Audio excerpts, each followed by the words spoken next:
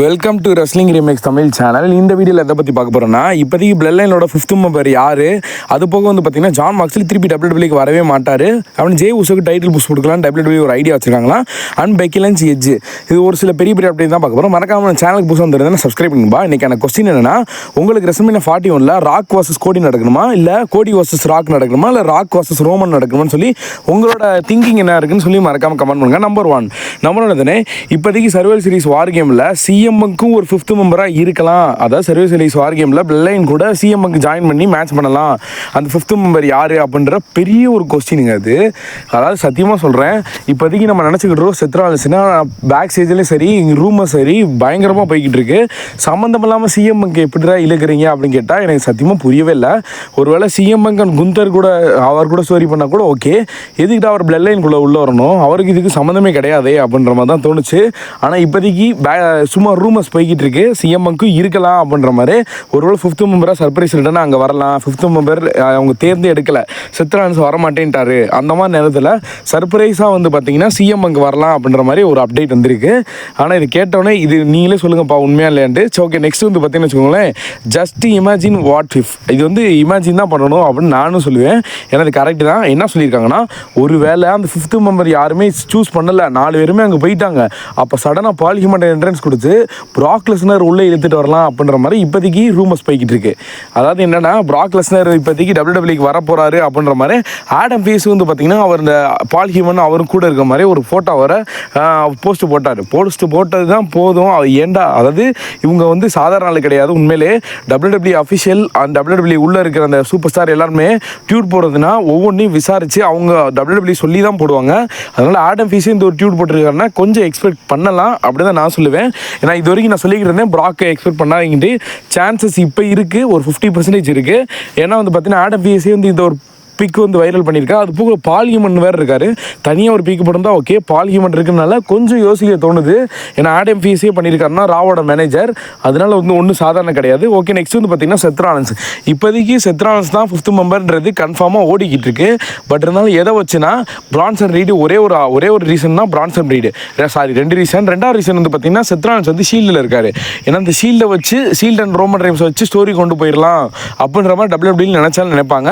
ஏன்னா வந்து பார்த்தீங்கன்னா இதுக்கப்புறமா ஃபியூச்சரில் ஷீல்டு வந்து ரீயூனியன் ஆகலாம் அப்படின்ற மாதிரி எக்ஸ்பெக்ட் பண்ணலாம் 2025. பட் இருந்தாலும் ஷீல்டு பற்றி ஒரு மைனஸ் பாயிண்ட் இருக்குது. நான் வந்து சொல்கிறேன், லாஸ்ட்டாக சொல்கிறேன், இப்போதைக்கு செத்ரான்ஸ் வந்து பார்த்தீங்கன்னா 5th மெம்பராக இருக்குவார். ஆனால் அதுக்கு 2 ரீசன், இது ஒன்று தான், ஷீல்டு அண்ட் வந்து பார்த்தீங்கன்னா பிரான்சன் ரீடு இனிமையாக இருக்கார். அதனால மோஸ்ட் ப்ராபப்ளி அதிக சான்சஸ் இருக்குது. 80% வந்து பார்த்தீங்கன்னா செத்ரான்ஸே வந்து மேட்ச் கம்ப்ளீட் பண்ணி கொடுக்க. ஆனால் WWE நம்மளை விட வேறு லெவலில் திங்க் பண்ணி யோசிச்சாங்கன்னா இந்த மாதிரி சிஎம்எக் அண்ட் ப்ராக் லெஸ்னர் வர சான்சஸ் இருக்குது.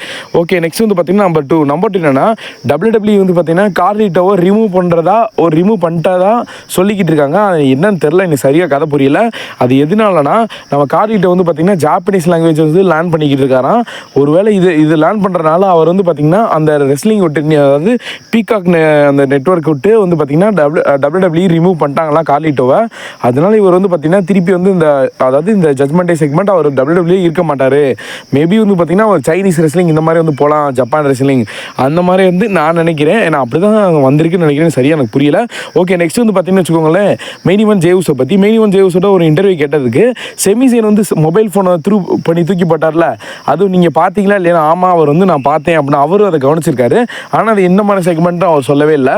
பட் இருந்தாலும் இந்த ஒரு மொபைல் ஃபோனை வச்சு ஒரே ஒரு செக்மெண்ட் தூக்கி போட்டதை வச்சு எவ்வளோ பெரிய ஸ்டோரி கிரியேட் பண்ணியிருக்காங்கன்னு நினைக்கிறேன். ஆனால் ஒன்றாவது என்னன்னா, ரோமன் வந்து கடைசியாக ஃபோன் பிக் பண்ணி பேசுவார்ல, ஒருவேளை அது அந்த ஃபோனாக கூட இருக்கலாம் நான் நினைக்கிறேன். அப்புறம் செகண்ட் ஒரு ஆப்ஷன் என்னன்னா, ஒருவேளை செமிசன் சண்டை தான் போட போறேன்ட்டு அவர் மொபைல் ஃபோனை சேவ் பண்ணிட்டு போயிருக்காருன்னு அப்படின்னு நான் நினைக்கிறேன். ஸோ ஓகே, நெக்ஸ்ட் அதே இன்டர்வியூவில் அடுத்து மெயின் ஈவென்ட் ஜே உசோட கேள்வி கேட்டதுக்கு, நீங்கள் வந்து நெக்ஸ்ட் உங்களோட பிளான் என்ன அப்படின்னு கேட்டதுக்கு, அவருக்கு ஒரு ஆசை இருக்கும்ல.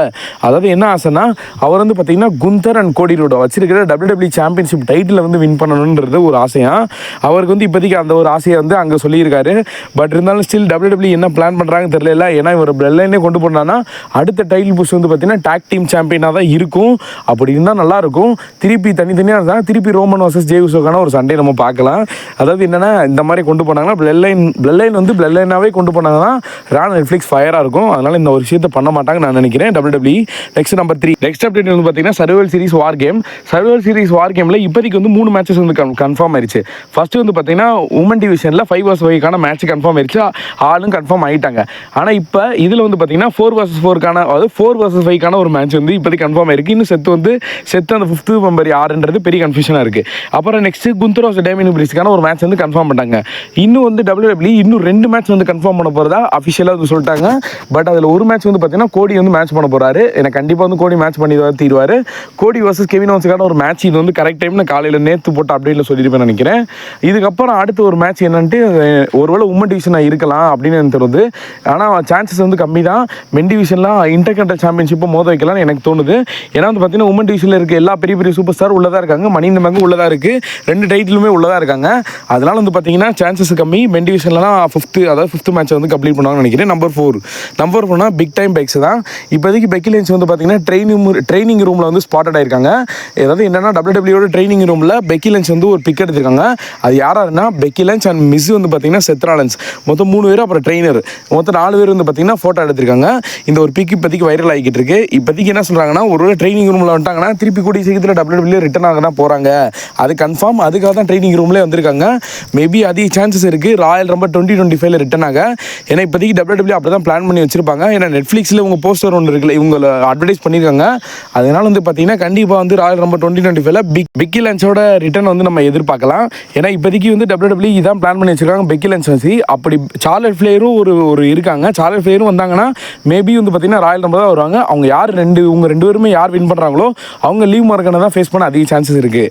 ஓகே, நெக்ஸ்ட் வந்து பார்த்தீங்கன்னா ஆடம் கோப்லன், அதாவது எட்ஜ் பற்றி. இப்போதைக்கு எட்ஜ் வந்து பார்த்தீங்கன்னா திருப்பி WWE வரதா இன்ட்ரெஸ்ட்டாக இருக்காராம். ஏன்னா வந்து பார்த்தீங்கன்னா இப்போதைக்கு AEWல லாஸ்ட்டாக ஒரு வாட்டி போனார். அவர் போன ஃபர்ஸ்ட் மேட்ச்சே வந்து பார்த்தீங்கன்னா WWE சம்பவம் பண்ணி அண்டர்டேக்கரை உள்ளே கொண்டு வச்சு NXT AEW சண்டை போட வச்சு கடைசியில் எட்ஜை வந்து கொண்டுட்டாங்க.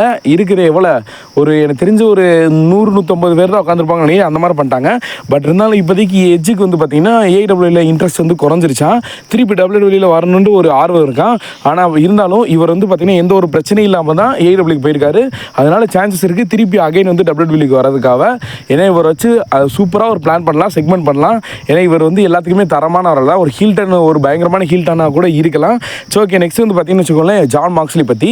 அதாவது டீன் ஆம்ப்ரோஸ் இனிமேல் வந்து பார்த்தீங்கன்னா WWEக்கு வரமாட்டார் அப்படின்ற மாதிரி ஒரு அப்டேட் வந்திருக்கு. நான் ஏற்கனவே வந்து சொல்லியிருந்தேன் AEW ரெஸ்லிங்கில் தான் அவர் இருக்க போகிறாராம். அதுக்கப்புறமா அங்கே ட்ரெயினர் தான் இருப்பாராம். எப்படி கூப்பிட்டாலும் WWEக்கு திருப்பி வரவே மாட்டார். ஏன்னா அவர் வந்து ரொம்ப WWE பாதிக்கப்பட்டிருக்காரு. அதனால வந்து பார்த்தீங்கன்னா இப்போதைக்கு என்ன சொல்லிட்டாருன்னா அடுத்த 5 வருஷத்துக்குமே என்னோட பிளான் வந்து பார்த்தீங்கன்னா AEW தான் இருக்குது. அதனால WWE பக்கமே வரமாட்டேன் அப்படின்ற மாதிரி சொல்லிட்டாரு. அதனால இப்போதைக்கு ஷீல்டுனா செத் ராலன்ஸ் அண்ட் ரோமன் ரெயின்ஸ் தான். இதை மட்டும் மைண்டில் நான் வச்சுக்கோங்க. ஜான் மாக்ஸ்லி அதாவது டீன் ஆம்ப்ரோஸ் வந்து நினைக்காதீங்க. இதை தான் நான் சொல்லுவேன். ஏன்னா நீங்கள் இன்னுமே இந்த ஷீல்டு ரீயூனியன் ஆகும். ஆனால் ரோமன் செத்து தான்.